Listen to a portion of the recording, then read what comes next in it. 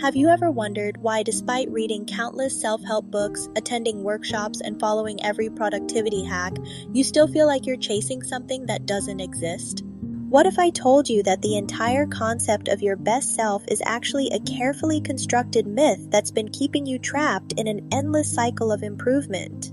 Today, we're diving deep into philosopher Michel Foucault's revolutionary ideas that completely shatter the foundation of modern self-improvement culture. You're about to discover why the person you think you should become might be the very thing preventing you from understanding who you actually are. This isn't just another philosophy lesson. This is a complete reframing of how you see yourself and your potential that could save you years of frustration and self-doubt. Before we begin, let me ask you something. How many versions of yourself have you tried to become in the past 5 years? The productive version, the confident version, the disciplined version, the successful version? If you're like most people, you've probably lost count. And here's the uncomfortable truth that Foucault would want you to face. Each of these versions was never really you to begin with. Michel Foucault, one of the most influential thinkers of the 20th century, spent his career examining how power structures shape our understanding of ourselves. But unlike other philosophers who focused on external forms of control, Foucault was fascinated by something far more insidious: how we learn to control ourselves. He called this concept disciplinary power, and it's operating in your life right now, even as you watch this video. Think about it this way. When you wake up in the morning and immediately check your phone to see your step count from yesterday, when you feel guilty for not journaling, when you compare your productivity to someone else's morning routine, you're not just trying to improve yourself. You're participating in what Foucault called the creation of the modern subject. You're becoming a person who constantly monitors, measures, and modifies their own behavior according to standards that feel natural but are actually historically constructed. The self-improvement industry, worth over $12 billion annually, didn't emerge in a vacuum. It's built on a specific understanding of what a person should be: productive, optimized, constantly growing, measurable. But Foucault would argue that this understanding isn't natural or inevitable. It's the result of specific power relations that have taught us to see ourselves as projects to be worked on rather than complex beings to be understood. Here's where things get really interesting. Foucault introduced the concept of technologies of the self, the practices through which individuals act upon themselves to achieve certain states of wisdom, purity, or perfection. Sound familiar? Your meditation app, your habit tracker, your vision board, these are all modern technologies of the self. They're not neutral tools for improvement, they're mechanisms that shape how you understand what it means to be human. But here's the twist that most people miss. Foucault wasn't completely against these practices. What he was warning us about was the way they've become disconnected from genuine self-understanding and connected instead to external standards of normalization. When you meditate because a successful entrepreneur told you it would make you more productive, you're not engaging in genuine self-care. You're participating in your own normalization. Let me share something that might make you uncomfortable. Every time you set a goal to become your best self, you're implicitly admitting that your current self is inadequate.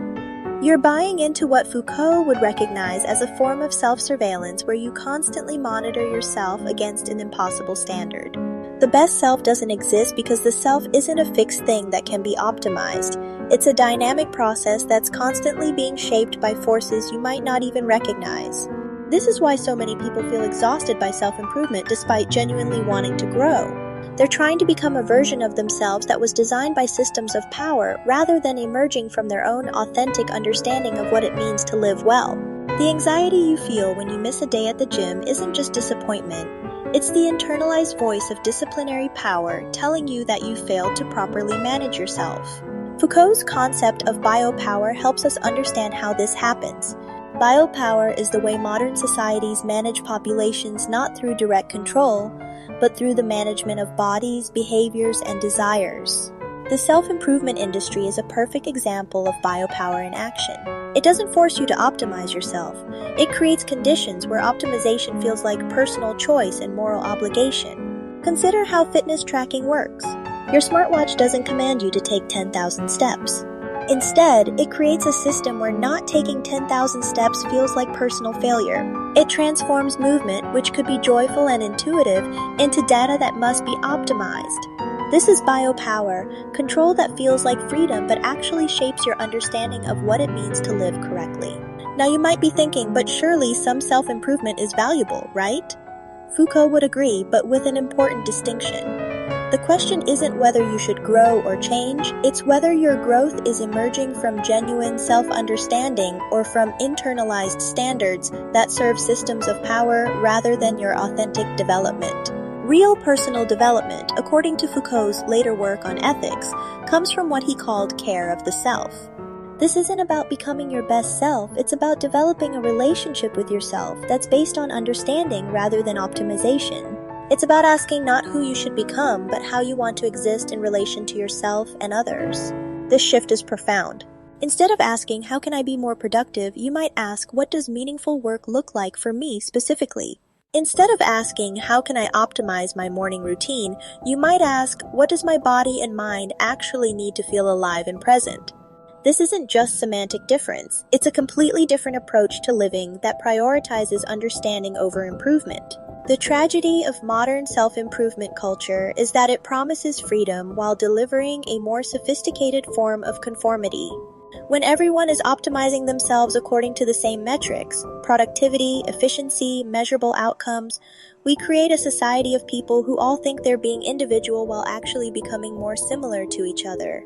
Foucault's analysis reveals something uncomfortable but liberating.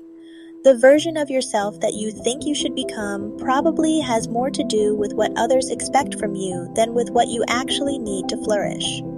The best self is a myth not because improvement is impossible, but because the concept assumes there's one correct way to be human. So what does this mean practically?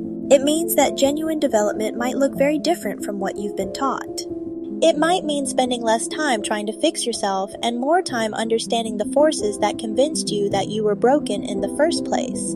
It might mean questioning whether your goals are actually yours or whether they've been shaped by systems that benefit from your constant self-surveillance.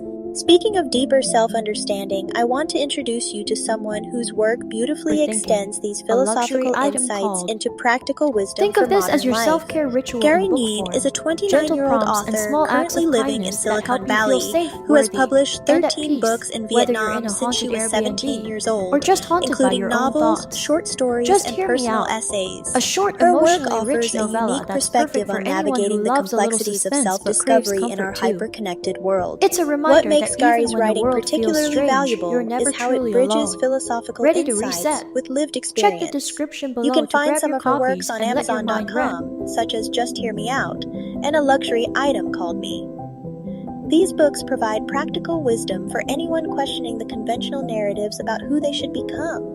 If today's discussion has resonated with you, Gary's work offers an opportunity to deepen your journey beyond the myths of self-improvement toward genuine self-understanding.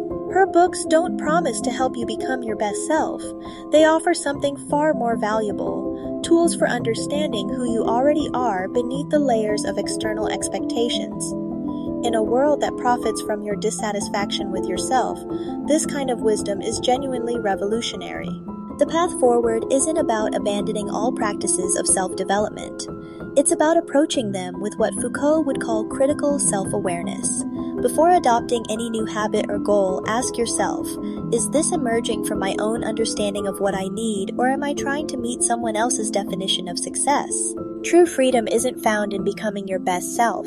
It's found in understanding that you don't need to become anything other than what you are. This doesn't mean stagnation, it means growth that's rooted in authenticity rather than optimization. The most radical act in a culture obsessed with improvement might be accepting that you're already enough, exactly as you are, while remaining open to organic change that emerges from genuine self-understanding rather than external pressure. What if the real question isn't who should you become, but who are you when you stop trying to become someone else?